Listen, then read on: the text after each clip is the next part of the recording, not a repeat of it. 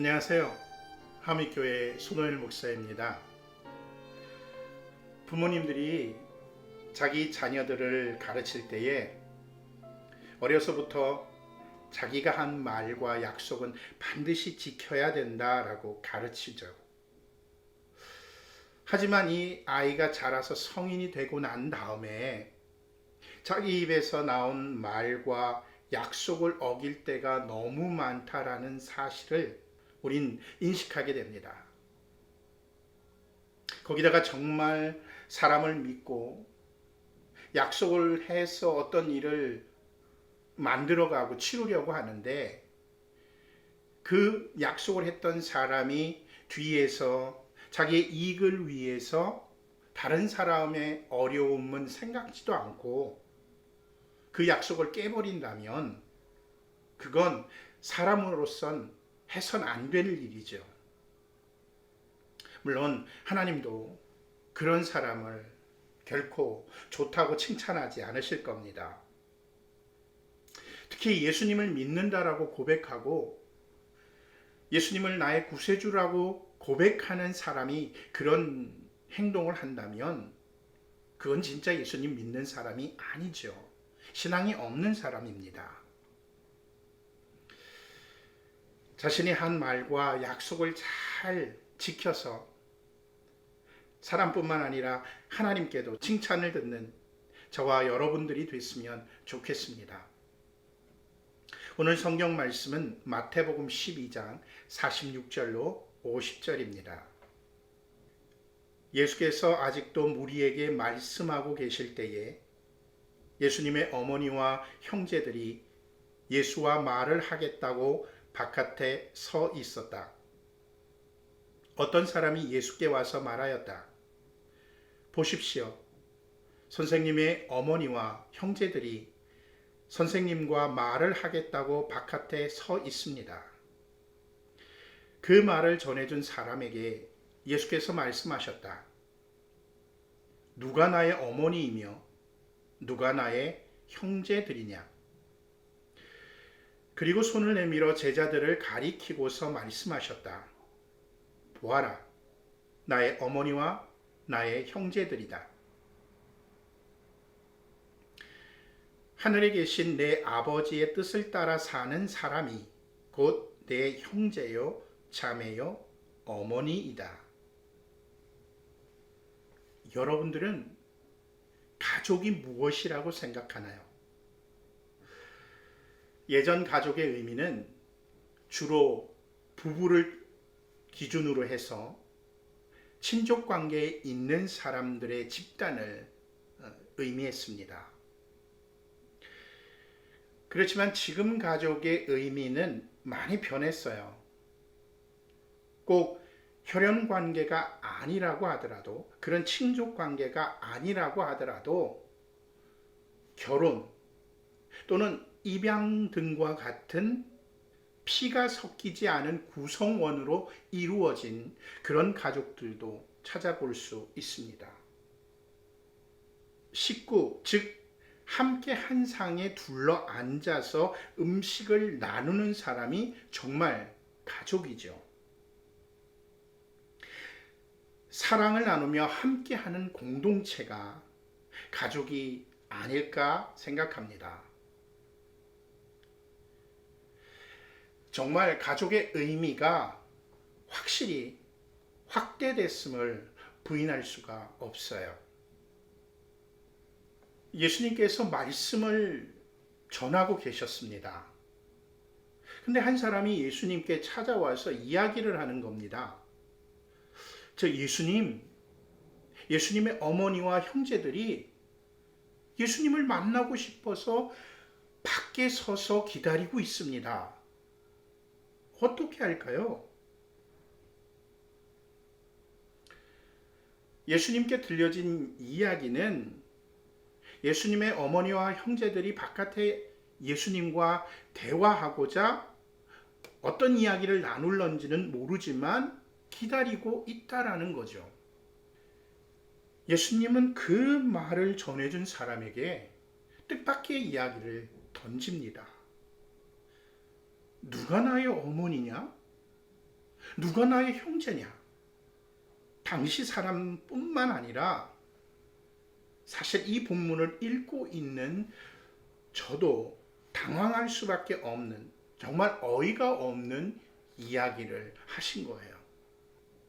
정상적인 사람에겐 밖에 와 있는 어머니와 형제가 예수님의 어머니와 형제인 것을 확실하게 알고 있어요. 근데 예수님은 어머니와 형제가 아니라는 뉘앙스로 들릴 수 있는 이야기를 한 것입니다. 그러면서 예수님은 제자들을 가르치면서 이들이 어머니며 형제라고 말씀하고 있어요. 그러면서 한마디를 더 붙이십니다. 예수님의 진짜 가족은 하나님의 뜻을 따라 사는 사람이 형제고 자매며 어머니라는 거죠. 정말 당황스럽습니다. 그렇다면 예수님의 어머니와 형제들은 왜 예수님을 찾아왔을까요? 예수님과 무슨 대화를 하고 싶으셨을까? 거기다가 예수님은 왜 누가 나의 어머니이며 누가 나의 형제들이냐라고 부정적인 말씀을 하셨을까?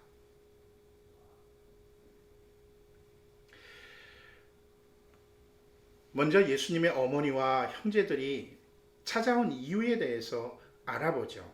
사실 마태복음에선 왜 찾아왔는지에 대한 기록을 하고 있지 않습니다.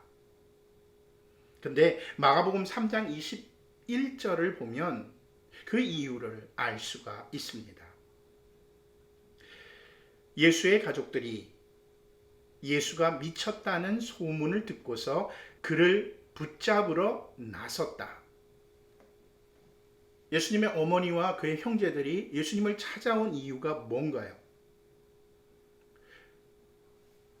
집에서 살다 보니까 주변으로 예수님에 대한 소문이 들렸어요. 근데 그 소문은 예수님이 미쳤다라는 소문입니다. 잘못됐다라는 소문이에요. 미쳐서 율법을 어기고 있다라는 소문입니다. 그러니까 걱정이 되는 거예요. 왜?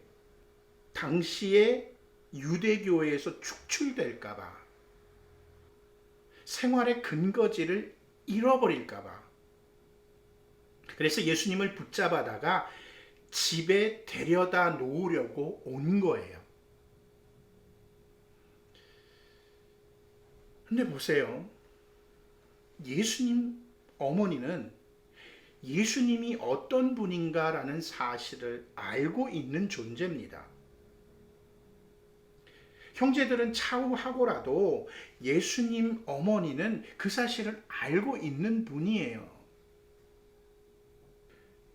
결국 아들인 예수님을 믿는 게 아니라 주변 사람들, 특히 주변의 종교 지도자들의 이야기를 듣고서 예수님을 잡으러 온 거죠.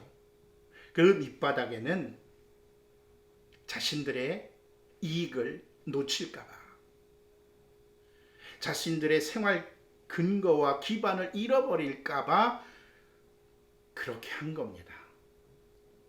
결국 가족들도 예수님을 그리스도로, 메시아로 믿지 않았던 거죠. 이런 믿음 없는 가족을 예수님은 가족으로 인정하고 싶지 않았던 거예요. 그렇다고 해서 예수님이 가족을 사랑하지 않았느냐? 그건 아니죠. 지난 30년 동안 공생애 하시기 이전 동안 어머니와 형제들을 돌본 건 바로 예수님이셨습니다. 목수였던 아버지의 가업을 이어받아서 가족들의 생계를 책임진 분이 바로 예수님이셨어요. 거기다가 십자가에 달려서 돌아가실 때 어머니 마리아를 자기 제자에게, 사랑하는 제자에게 부탁하는 모습을 보아서 더없이 가족을 사랑하셨던 분이 바로 예수님이셨다라는 겁니다. 근데 여러분들, 지금 예수님의 입장이 어떤 입장입니까? 현재는 메시아의 사명을 감당하는 그런 입장에 서 있어요. 그렇기 때문에 자신을 메시아로 인정하지 않는 가족을 예수님은 하나님의 가족으로, 영적인 시각으로 가족으로 인정하지 않았던 거죠. 그러면서 예수님께서 제자들을 가족이라고 한 것은 영적으로 그들이 하나님의 뜻을 함께 이루기 위해서 모든 걸 버리고 당신을 따르고 있잖아요. 당시 예수님의 제자들은 자기 부모와 형제와 직업과 주변의 모든 기반을 버리고 예수님을 따른 사람들입니다. 하나님을 위해서, 예수님을 위해서, 예수님의 사역을 위해서 모든 걸 버린 사람들이에요. 메시아적 입장에선, 그리고 영적으로 보면 육신의 가족보다 하나님의 뜻을 이루기 위해 모든 걸 버리고 자신을 따른 제자들이 정말 예수님께 가족이라는 겁니다. 예수님은 당시의 가족의 개념에서 굉장히 진보적인 이야기를 하십니다. 예수님께서 제자들을 가르치면서 그들에게 이들이 내 어머니고 내 형제고 자매다라고 말씀하고 계세요. 어머니와 자매를 포함했다라는 것은 예수님을 따라다닌 제자들 가운데 여인들이 있었다라는 거죠. 근데 사실 당시엔 여자들을 직접적으로 언급하거나 여인들에 대해서 이야기하거나 그들을 공동체에 포함하지 않았어요. 즉, 여인들은 자신의 권리를 사회적으로 주장할 수가 없었다라는 겁니다. 근데 예수님은 제자들을 가르치는데 그 제자들 가운데 여자들이 있었기 때문에 어머니와 자매를 언급하고 있어요. 결국 예수님은 여인들을 포함한 예수님의 종말론적 가족의 범위를 확장하고 있다라는 거죠.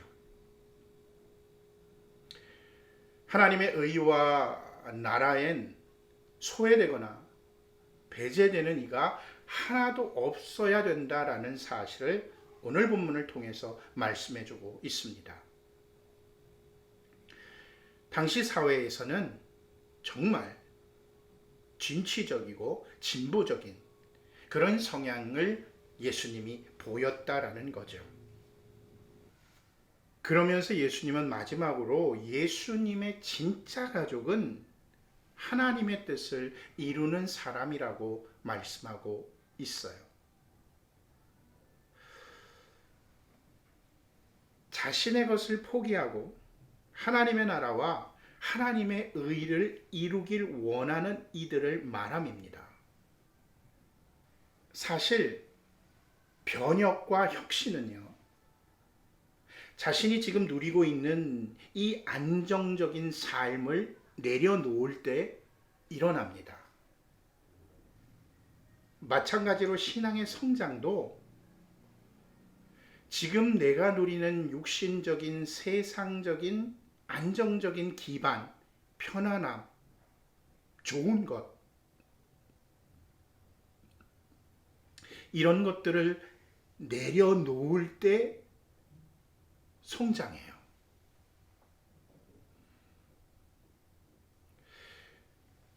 결국 하나님의 진짜 가족, 예수님의 진짜 가족이 되길 원하는 사람은 현재의 안일함을 내려놓고 하나님 나라와 의를 구할 때 된다라는 거죠. 마태복음에선 하나님의 뜻을 산상수훈에서 말씀하고 있습니다. 하나님의 말씀을 지키기 위해 자기의 것을 조금 뒤로 하고 하나님의 뜻을 앞세우며 자기의 것을 포기하고 하나님 나라를 위해 살며 자기가 피해를 보더라도 하나님을 먼저 생각하고 그것을 위해 노력을 하는 사람이 하나님의 가족이 될 수 있다라는 겁니다.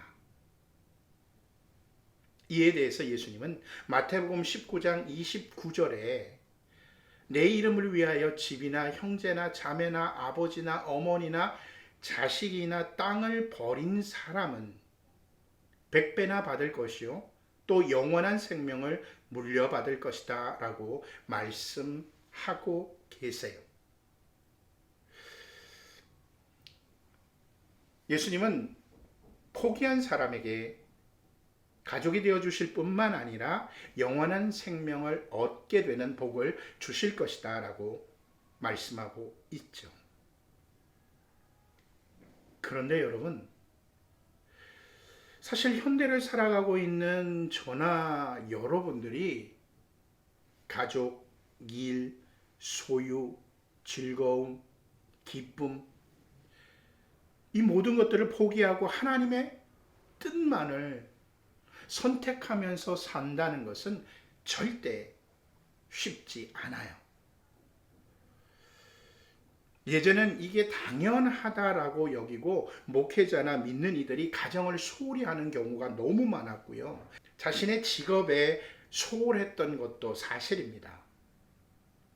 그런데 여러분, 우리가 현 시점에서 예수님의 의도를 잘 살펴볼 필요가 있다라는 겁니다. 예수님은 삶의 자세를 말씀하고 있어요. 가족을 사랑해야죠. 자신의 일에 대해서 최선을 다해야죠. 소유를 많이 가지는 것도 필요합니다. 하지만 정말 중요한 건 우선순위가 어디 있느냐라는 것을 묻고 있는 거예요. 자, 생각해 보세요. 주님이 필요할 때 예수님 우리 가족 때문에 그 일 못하겠는데요? 우리 가족들과 즐거운 시간을 보내기 위해서 그 일 못하겠는데요? 가족을 너무 사랑해서 주님의 뜻을 외면하지 말라는 겁니다. 주님이 필요할 때 자기의 이익을 위해서 돈 벌려고 자기의 일을 먼저 하지 말라는 거예요. 주님이 필요할 때에 욕심나서 내 두 손에 꼭 움켜쥐고 자기 소유를 내어놓지 못하는 그런 일이 있어서는 안 된다라는 거죠. 주님이 필요하면 쓰십시오라고 내놓을 수 있어야 된다라는 겁니다.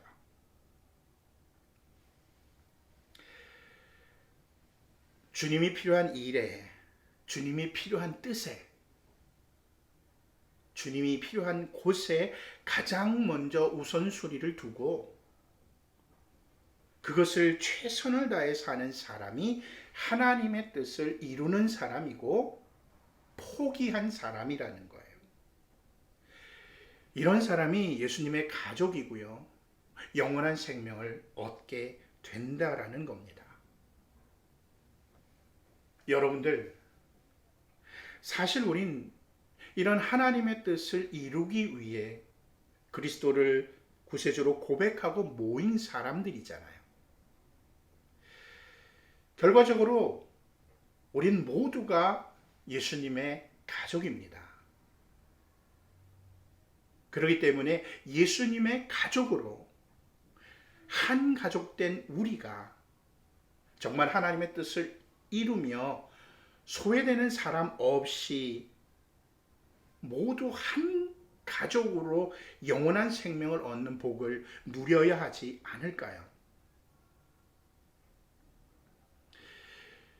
예수님은 오늘도 진짜 가족을 찾으십니다.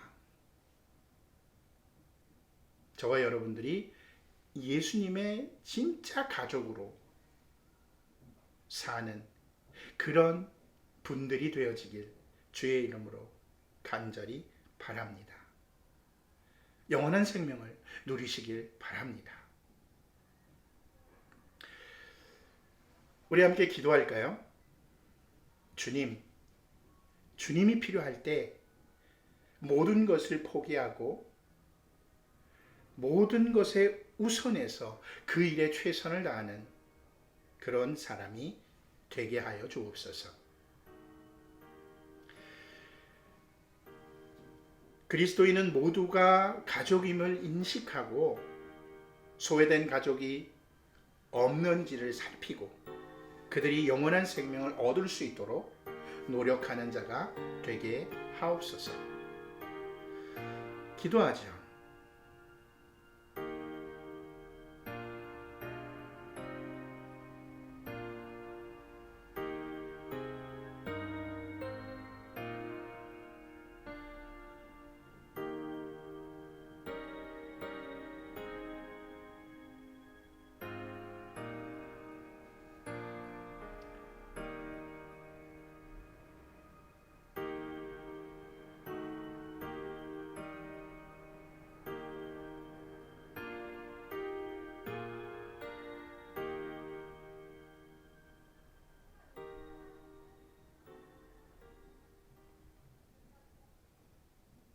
아주 작은 것 하나까지 세심하게 인도하시는 주님의 은혜를 경험하는 한 주 되시기를 바랍니다.